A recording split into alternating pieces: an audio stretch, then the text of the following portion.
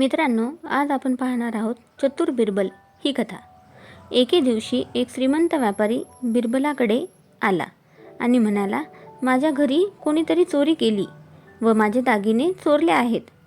माझ्या घरी एकूण 10 नोकर आहेत, त्यांच्यापैकीच कोणीतरी ते चोरले असल्याचा मला संशय आहे। मी त्यांच्यापैकी सगळ्यांना विचारले, पण त्यातील एकही कबूल झाला नाही।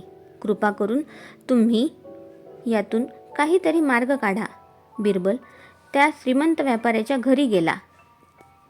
त्याने त्या 10 नोकरांना एकत्र बोलवले व त्यांना म्हणाला की माझ्याकडे 10 जादूच्या काठ्या आहेत, त्या मी तुम्हाला देत आहे।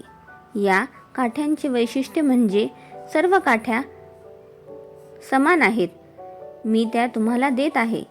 आज तुमच्याकडे ठेवा व उद्या मला परत द्या। ज्याने चोरी केली असेल त्याची काठी रात्रीत 1 इंचाने वाढेल। दागिने चोरणारा नोकर घाबरला, आपली चोरी पकडली जाईल म्हणून तो काठी 1 इंचाने कापतो। त्याला वाटते की सकाळी ती परत 1 इंचाने वाढेल व कुणाला काही कळणार नाही। दुसऱ्या दिवशी बिरबलाने नोकरांच्या हातातील काठ्या पाहिल्या। त्याला एका नोकराची काठी छोटी झाल्याचे आढळले।